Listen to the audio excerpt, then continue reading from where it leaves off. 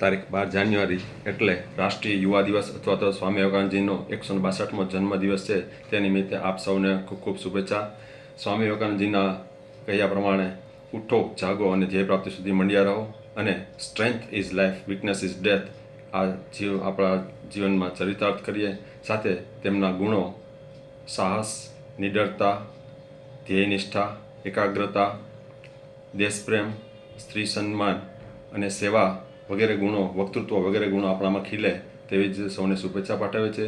સ્વામી વિવેકાનંદજીના કહેવા પ્રમાણે સેવા માટે કોઈ NGO અથવા જ્ઞાતિના પદની, પ્રમુખની કોઈ જરૂર નથી। સેવા માટે ઉચ્ચ વિચારો, સારા સંસ્કારિત વિચારો, સારું આચરણ અને સારું કાર્ય કરવું જરૂરી છે અને એ દરેકને આપણે કોઈ પણ જ્ઞાતિમાં હોય અથવા કોઈ પણ સંગઠનમાં હોય એના માટે ખૂબ લાગુ પડે છે।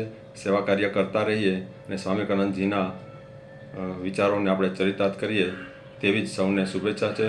સાથે સ્વામી વિવેકાનંદજીના કહેલું છે કે આત્મવિશ્વાસ અને ઈશ્વરમાં વિશ્વાસ રાખવો અને તેમના પર છોડી અને આપણું કાર્ય કરતું રહેવું।